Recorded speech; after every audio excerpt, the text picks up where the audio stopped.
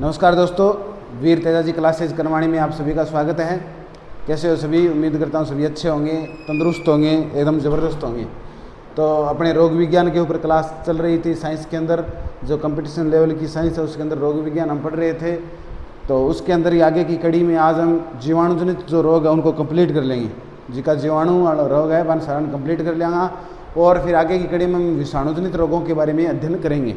तो क्लास कैसी लग रही है? क्लास को शेयर कीजिएगा दोस्तों, चैनल को सब्सक्राइब कीजिएगा, लाइक कीजिएगा, कमेंट कीजिएगा। भी क्लास आप शेयर नहीं कर रहे, आपसे सहयोग कम आ रहा है। क्लास को ज़्यादा से ज़्यादा शेयर कीजिए, फेसबुक पे, व्हाट्सएप पे, जहाँ पर भी आप कर सको, और चैनल को सब्सक्राइब कीजिएगा। तो आप रोगों के अंदर पढ़ लिया, टिटनस वगैरह पढ़ लिया, प्लेग पढ़ लिया था हमने, लेप्रोसी रोग है जो वो पढ़ लिया था। और आज जो हम अध्ययन करेंगे, आज कौन से रोग का अध्ययन करेंगे? जीवाणुजनित रोगों में हम आगे की कड़ी में जो आज अपना रोग रहेगा वो रहेगा सिफिलिस और गोनेरिया। ये जो दोनों रोग हैं ये लैंगिक रोग है, सेक्सुअल डिजीज़ है।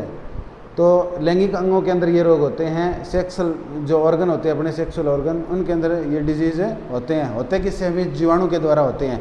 और आज हम जो अपने जीवाणुजनित रोग हैं उनको क्या कर देंगे? विराम है दे देंगे। जितने हो सकते थे उतने अपने अधिकतम रोग जीवाणुजनित रोग हम आज पढ़ लेंगे।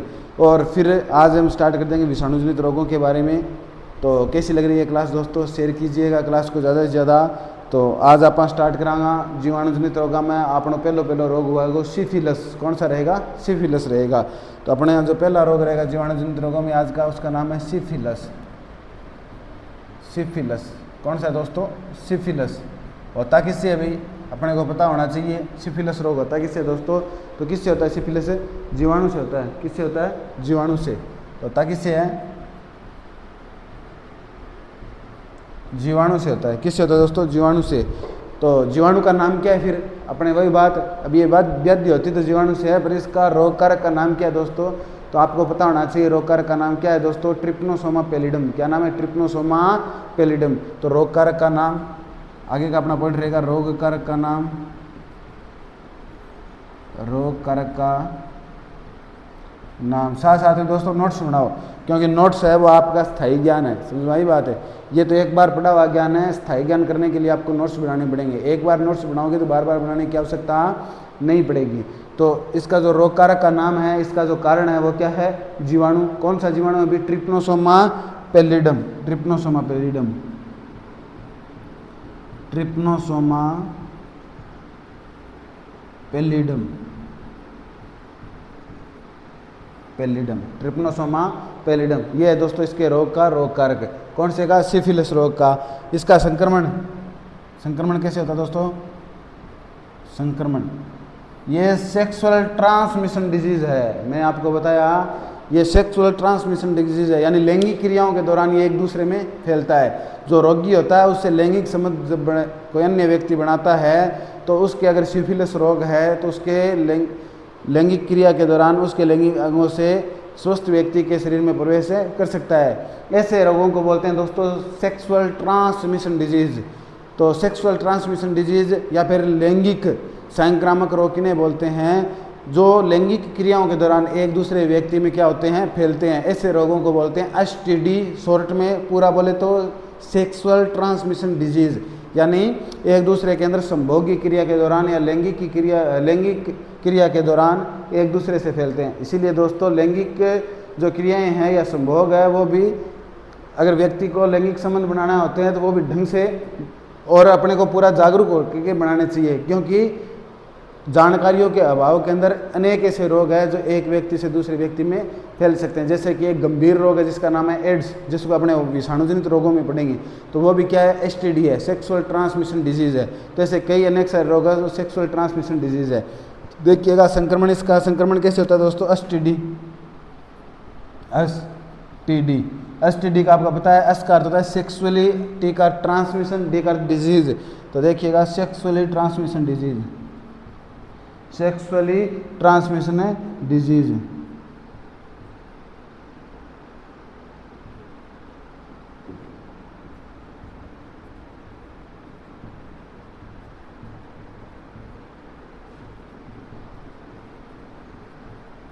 तो ये हो गए लैंगिक क्रिया के दौरान संक्रमित, लैंगिक संक्रमित रोग ये होते हैं।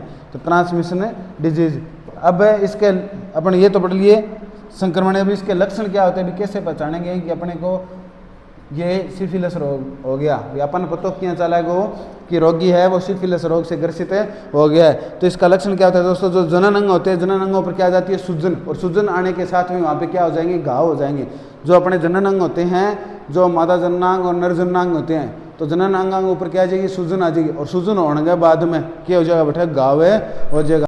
तो दोस्तों इसके लक्षण क्या है, अभी लक्षण क्या है इसके अंदर जो अपने जननांग है, जननांग में क्या आ जाती है, सूजन आ जाती है। जननांग में क्या आ जाएगी, सूजन आ जाएगी। तो जननांगों में क्या होती है, सूजन। जनन अंगों पर, जनन अंगों पर क्या होगी भाई, सूजन होगी, और सूजन के साथ क्या होंगे, घाव होंगे। क्या होंगे, घाव। कौन से रोग में होता है, ये सिफिलिस रोग में होता है। सिफिलिस रोग का कारण क्या है भाई, जीवाणु। रोग कारक का नाम क्या है, ट्रिपनोसोमा पैलिडम।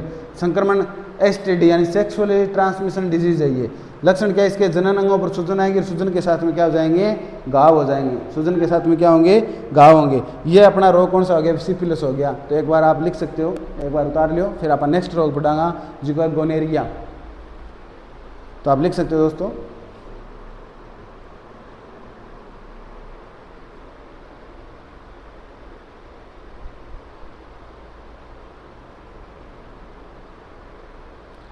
अब आपने जो अगला रोग है वो है गोनेरिया। नेक्स्ट रोग अपना कौन सा है, गोनेरिया। तो गोनेरिया भी कैसा रोग है, एक प्रकार का एसटीडी है, sexually transmission disease. Sexually transmission disease. ऐसा भी क्यों सुना सकता है एग्जाम के अंदर, निम्न में से लैंगिक संक्रमित रोग कौन सा है, या एसटीडी रोग कौन सा है, या सेक्सुअली ट्रांसमिशन डिजीज कौन सा है। तो आपको पता होना चाहिए कौन कौन सा है। एड्स है कि नहीं है, एड्स है, एक गोनेरिया, एक सिफिलिस है। ये कौन से है, एसटीडीएस। नेक्स्ट रोग अपना गोनेरिया। गोनेरिया ये भी कई बार एग्जाम में आया हुआ रोग है, मोस्ट इंपॉर्टेंट। इसका रोग कारक पूछ लेते हैं। गोनेरिया होता किससे भी, जीवाणु से होता है। किससे होता है दोस्तों, जीवाणु से होता है। रोग कारक का नाम क्या है दोस्तों, गोनेरियाई निसेरिया। तो रोग कारक का नाम, रोग कारक का नाम क्या है दोस्तों, गोनेरियाई, गोनेरियाई निसेरिया। गोनेरियाई निसेरिया क्या है, रोग कारक का नाम है। होता किससे, जीवाणु से। रोग कारक का नाम गोनेरियाई निसेरिया, यानी गोनेरिया से मिलता जुलता है ना। कैसा रोग है, संक्रमण इसका किससे होता है, एसटीडी यानी सेक्सुअली ट्रांसमिशन है डिजीज है। तो इसका भी संक्रमण कैसे होगा, संक्रमण कैसे होगा दोस्तों, एसटीडी अर्थात सेक्सुअली ट्रांसमिशन है डिजीज। इसका संक्रमण कैसे होता है, सेक्सुअली ट्रांसमिशन है डिजीज। और इसके अंदर भी क्या होगा, जननांगों में सूजन आएगी। इसके लक्षण क्या होंगे दोस्तों, जननांगों में सूजन। लक्षण क्या होंगे इसके, जनन अंगों में सूजन। ये इसके क्या होंगे दोस्तों, लक्षण होंगे। तो ये अपना रोग कौन सा हो गया, अभी गोनेरिया हो गया। होता किससे, जीवाणु से। रोग कारक का नाम क्या है, गोनेरिया निसेरिया। संक्रमण एसटीडी सेक्सुअली ट्रांसमिशन डिजीज। लक्षण क्या है, जनन अंगों में क्या आएगी, सूजन आएगी। अब अपने जो नेक्स्ट रोग अपने पढ़ेंगे, लास्ट जो रोग अपना रहेगा जीवाणु जनित रोगों में, वो कौन सा रहेगा अभी दोस्तों, एंथ्रेक्स। कौन सा रहेगा, एंथ्रेक्स। एंथ्रेक्स रोग अपने पढ़ेंगे। ये भी एक प्रकार का भयंकर रोग है जिसका उपयोग जैविक हथियार के अंदर किया जाता है। किस में किया जाता है, जैविक हथियार में किया जाता है। तो अब अपना जो नेक्स्ट रोग रहेगा वो रहेगा एंथ्रेक्स। कौन सा रहेगा, एंथ्रेक्स। तो अपना जो नेक्स्ट रोग है वो कौन सा दोस्तों, एंथ्रेक्स है।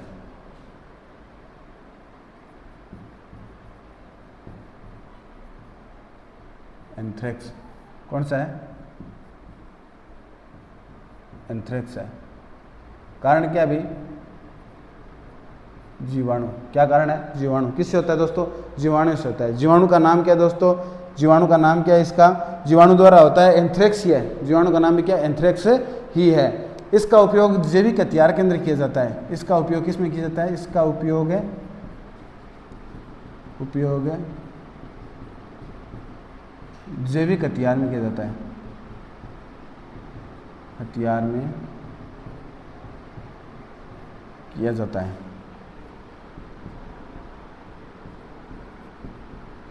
जैविक हथियार के अंदर इसका उपयोग किया जाता है। तो जैविक हथियार का अर्थ क्या हो गया? हथियार। जैविक हथियार का अर्थ क्या हो गया दोस्तों? जैसे मान लो कोई देश है, तो कोई देश है वो दूसरे देश पर मान लो आक्रमण करना चाहता है, तो कई तरीके से करेगा। एक तो बम के द्वारा, एक परमाणु बम के द्वारा। तो परमाणु बम क्या होता है? परमाणु बम नाभिक जो होते हैं, परमाणुओं के जो नाभिक होते हैं उसके अंदर संलयन और विखंडन की क्रियाओं के द्वारा परमाणु बमों का निर्माण किया जाता है। तो उनके द्वारा, परमाणु बमों के द्वारा भी कोई देश दूसरे देश के ऊपर आक्रमण कर सकता है। तीसरा कारण है दोस्तों आजकल जो चलन में जैविक हथियार। जैविक हथियार का अर्थ क्या हो गया? अभी प्रयोगशाला के अंदर ऐसे जैविक यानी जो जीवाणुओं का, जैसे मान लो एंथ्रेक्स है, इसका उत्पादन होगा, इसको बढ़ाया जाएगा, गुणन करवाया जाएगा, फिर इसको किसी देश की तरफ इसका उपयोग किया जाए, जिससे वहाँ की जो आबादी होगी वो ज़्यादातर आबादी क्या हो जाएगी? इस रोग से ग्रसित हो जाएगी। तो ग्रसित होने के कारण देश की अर्थव्यवस्था क्या हो जाएगी? चरमरा जाएगी, और वो देश क्या हो जाएगा? कमज़ोर हो जाएगा। तो इसी कारण इसका उपयोग जैविक हथियार के रूप में भी किया जाता है। समझ में आई क्या बात है? तो बायोलॉजिकल वॉर के अंदर, जैविक जो युद्ध होते हैं उसके अंदर एंथ्रेक्स का उपयोग किया जाता है। तो ये दोस्तों अपने जीवाणुजनित रोग हो गए। तो जीवाणुजनित रोगों के बारे में हमने डिटेल से कंप्लीट पढ़ लिया है। अब अपनी जो आगे की कड़ी में हम जिन रोगों के बारे में पढ़ेंगे वो हो गए दोस्तों अपने विषाणुजनित रोग। कौन से होंगे? विषाणुजनित रोग। तो साथ में बताइए क्लास कैसी लग रही है? क्लास को अपने को शेयर करना है। तो नेक्स्ट अपनी जो हेडिंग रहेगी वह रहेगी विषाणु यानी वायरस वाले रोग। और वायरस वाले जो रोग होते हैं ये अत्यंत ही भयानक रोग होते हैं। तो वायरस वाले रोग, विषाणुजनित रोग पढ़ेंगे अपने।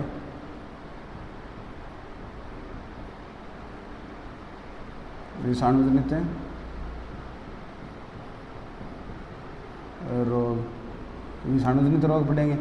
पहला अपन के ध्यान होना चाहिए, अपन पता होना चाहिए कि विषाणुजनित रोगा में किसा रोग आने ला रहा है। तो आप पहला सारा विषाणुजनित रोगा में जी का रोग है बांग अपन नाम लिख लेंगे, ये कौन कौन से रोग है जो विषाणुजनित रोगों में आ रहे हैं। तो स्टार्ट कर दिया क्लास। इससे पहले आप क्लास को क्या करो? शेयर करो, चैनल को सब्सक्राइब करो और बेल आइकन का बटन है दबाओ।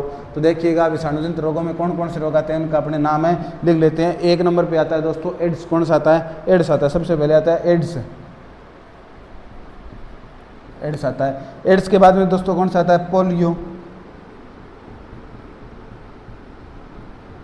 पोलियो एक नंबर पे एड्स, 2 नंबर पे पोलियो, 3 नंबर पे आता है दोस्तों रेबीज। रेबीज आता है। कौन सा आता है? रेबीज आता है। 4 नंबर पे आता है दोस्तों चेचक। 4 पे चेचक, चेचक आता है। 5 पे कौन सा आता है दोस्तों? चेचक। चेचक के बाद में 5 पे आएगा चिकन पॉक्स। 5 पे कौन सा आएगा? चिकन है पॉक्स। कौन सा आएगा दोस्तों? Chicken pox. 6 नंबर पे दोस्तों चिकन पॉक्स के बाद में कौन सा आएगा? कौन सा आएगा? डेंगू। डेंगू रोग, डेंगू जो बुखार होती है, डेंगू आएगा। उसके बाद में दोस्तों इसके बाद में चिकनगुनिया आएगा। 7 नंबर पे चिकनगुनिया, चिकनगुनिया आएगा। 8 नंबर पे चिकनगुनिया के बाद में कौन सा रोग पड़ेंगे अपने? Swine flu. Swine flu. 9 number पे कौन सा पड़ेंगे दोस्तों? Bird flu. Bird flu. और 10 नंबर पे अपने कौन सा पढ़ेंगे? बर्ड फ्लू के बाद स्वाइन फ्लू, बर्ड फ्लू के बाद सामान्य जुकाम। जो सर्दी जुकाम अपने होता है ना, सामान्य जुकाम। सामान्य जुकाम। सामान्य जुकाम के बाद में 11 नंबर पे अपने कौन सा पढ़ेंगे? सामान्य जुकाम हो गया। कोरोना, जिसने भयंकर तबाही मचाई थी और विभिन्न देशों की अर्थव्यवस्था को चरमरा दिया था। कोरोना। तो 11 नंबर पे कोरोना पढ़ेंगे। फिर अपने 12 नंबर पे पीलिया। पीलिया, पीलिया पढ़ेंगे। फिर नेक्स्ट एक और रोग कौन सा पढ़ेंगे अपने? पीलिया के बाद में खसरा पढ़ेंगे, जिसे मिजल्स कहते हैं। खसरा या मिजल्स, खसरा या मिजल्स कहते हैं। मिजल्स पढ़ेंगे। 14 नंबर पे खसरा या मिजल्स के बाद में अपने जिका वायरस पढ़ेंगे। जिका वायरस पढ़ेंगे। फिर अपने नेक्स्ट रोग कौन सा पढ़ेंगे भी? जिका वायरस के बाद इबोला वायरस पढ़ेंगे।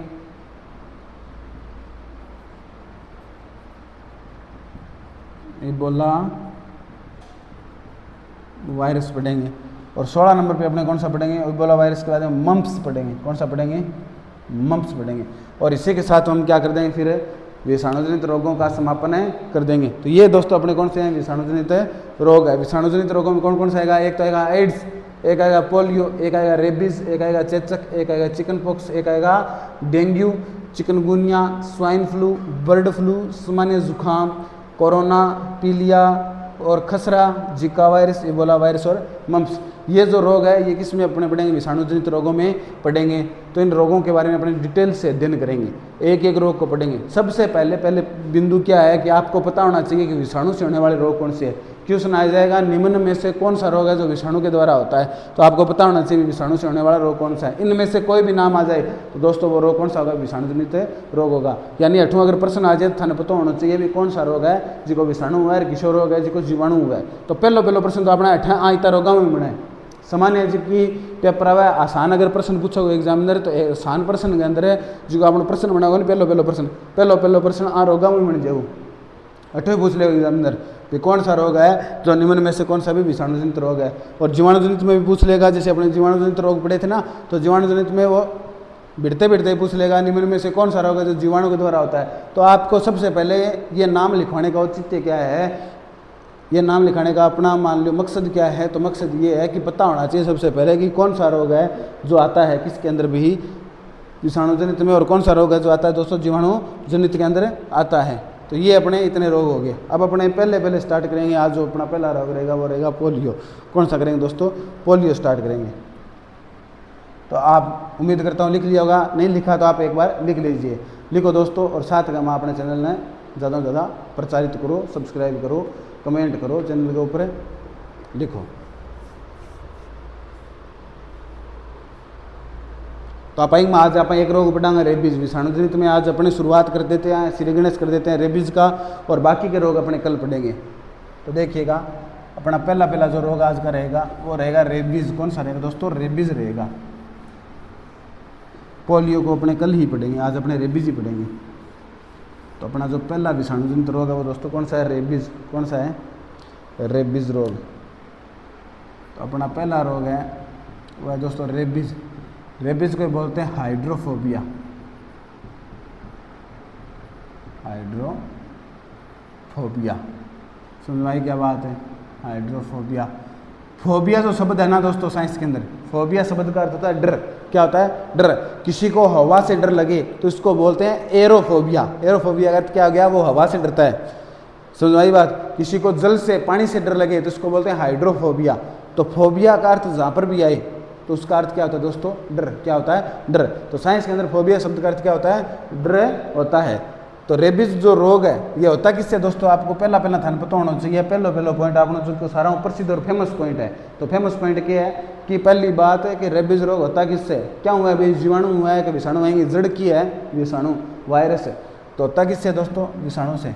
क्या हुआ है भाई, विषाणु से।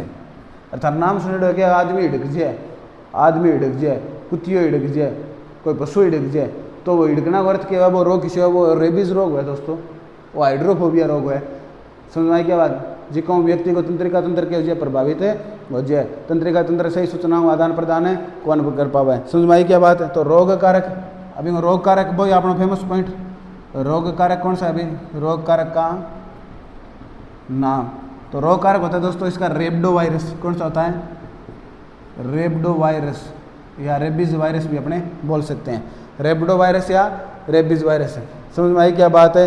रोग संक्रमण किससे होता है भाई, संक्रमण होता है दोस्तों जिन जानवरों के कैनाइन वाले जो जानवर हैं, जिनके दांत होते हैं कैनाइन दांत, कैनाइन दांत जो होते हैं जैसे शेर के होते हैं ना, बिल्ली के होते हैं, कुत्ते के होते हैं, जो बड़े जो दांत होते हैं चीरने फाड़ने वाले दांत उनको कैनाइन दांत बोलते हैं। तो जिन एनिमल्स के कैनाइन दांत होते हैं उनके द्वारा इस रोग का संक्रमण होता है। तो ये रोग का संक्रमण क्या हुआ है, कैनाइन एनिमल के द्वारा, यानी जिका जानवरांग कैनाइन दांत हुआ है, जिका चिरना फड़नो काम करे है, जहाँ शेर हो गयो, कुत्तो हो गयो, बिल्ली होगी, इन जानवरों से ये रोग फैलता। भेड़िया हो गया, जंगली जो भेड़िया होता है, तो इनके द्वारा ये रोग फैलता है। तो संक्रमण किसके द्वारा होगा भाई, संक्रमण इसका यानी किससे फैलता है, कैनाइन एनिमल से। संक्रमित, संक्रमित होने चाहिए वो, संक्रमित, संक्रमित कैनाइन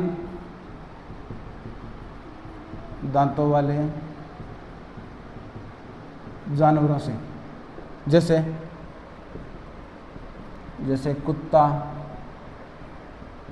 बिल्ली, भेड़िया, शेर हो गया, बंदर हो गया, बंदर, शेर, टाइगर, इन सभी से ये रोग हो सकता है दोस्तों, टाइगर या चीता। तो क्योंकि इनके जो दांत होते हैं वो कैसे होते हैं, कैनाइन दांत, यानी चीरने फाड़ने का काम करते हैं। तो इन एनिमलों से ये रोग हो सकता है। फिर नेक्स्ट पॉइंट है, इसके लक्षण क्या होंगे दोस्तों। पहले आप लिख लें, फिर आप अपरली भाषा में बात कराना। लक्षण क्या होते हैं दोस्तों। रोगी पागल हो जाता है और पानी से डरने लगता है। रोगी क्या होता है, रोगी पागल हो जाता है, वह जल से डरता है, जल से डरता है, यानी पानी को बिन के लगने लग जाए, डर लगने लग जाए। फिर आप पढ़ाएंगे उपचार क्या होता है दोस्तों। इसके अंदर ARV का टिक्का लगता है, जिसे क्या बोलते हैं, एंटी रेबडोवायरस का टिक्का लगता है, एंटी रेबडोवायरस। इस टिक्के की खोज किसने की थी दोस्तों। एक महान वैज्ञानिक हुए थे जीव विज्ञान के अंदर, तो उनका नाम है लुई पास्चर। तो सर लुई पास्चर ने किसकी खोज की थी दोस्तों, इस ARV टिक्के की खोज की थी। तो खोज का श्रेय किसको जाता है, लुई पास्चर को। लुई पास्चर बहुत बार एग्जाम में क्यों सुनाया हुआ है, लुई पास्चर ने इसकी खोज की थी। दोबारा देखो कौन सा रोग पड़ा अपने, रेबीज वायरस या हाइड्रोफोबिया। होता किससे, विषाणु से होता है। रोगकार का नाम क्या है, रेबडो वायरस है। संक्रमित कैनाइन दांतों वाला जो जानवर है उससे होगा। कैनाइन दांतों वाला जानवर कौन सा होगा, जो बिल्ली प्रजाति का होता है, कुत्ता प्रजाति का, कुत्ता हो गया, बिल्ली हो गया। यदि आपने कई बार कुत्तो खा जाए खानता है, आपने टिक्का लगवा, सुंडी का वहाँ टिक्का लगा, कौन लगा कि आप हॉस्पिटल में जाके आपने लगातार टिक्का लगाया, क्यों लगा, एंटी रेबीज वायरस का टिक्का है, समझो आई बात। और साथ में टिटेनस के टिक्के लगते हैं, तो जिससे व्यक्ति को ये रेबीज वायरस नहीं हो, क्योंकि आदमी के जो हिड़क जाए, अपनी भाषा में आप कहा हिड़क जाए, हिड़कना औरत के वो पागल हो जाए, सारे दिन इन्हें चक्कर खाऊं तो फिर वो बिना मतलब घूमते रहेगो, मुंह में लाड़ पड़ती रहेगी। इन जानवरों के भी लक्षण क्या होते हैं, इनके मुख से लार टपकती रहती है, जीभ इनकी बाहर होती है, समझ बात। और पानी से डरते हैं, इधर उधर घूमते हैं और मानसिक विक्षिप्त होते हैं, यानी दिमाग से क्या होते हैं, पैदल होते हैं, समझ आई क्या बात। क्यों दोस्तों, क्योंकि इस रोग के अंदर क्या होता है, अपना जो प्रतिरक्षा तंत्र होता है, प्रतिरक्षा तंत्र क्या होता है, प्रभावी हो जाता है। और जो अपना मस्तिष्क होता है, केंद्रीय तंत्रिका तंत्र जिसे बोलते हैं, मस्तिष्क को केंद्रीय तंत्रिका तंत्र का अंग है मस्तिष्क, वो भी क्या हो जाता है दोस्तों, प्रभावित हो जाता है। तो व्यक्ति को सही सूचनाएं नहीं मिल पाती, समझ आई क्या बात है। तो उसका अपने शरीर पर नियंत्रण नहीं रह पाता, तो वो क्या हो जाता है, पागल हो जाता है, समझ आई क्या बात है। और इस रोग के अंदर फिर क्या होता है, एंटी रेबीज वायरस का इंजेक्शन लगता है। और इस टिक्के की खोज महान वैज्ञानिक है सर लुई पास्चर ने इस टिक्के की खोज की थी दोस्तों, बड़े महान वैज्ञानिक हुए, समझ में आई क्या बात है। तो ये अपनी आज की क्लास रही दोस्तों। कैसी लगी क्लास के लिए चैनल को सब्सक्राइब कीजिए, लाइक कीजिए, कमेंट कीजिए। आप देखना पीछे के एग्जाम के अंदर रेबीज वायरस में से इससे बाहर कोई क्वेश्चन नहीं आया दोस्तों।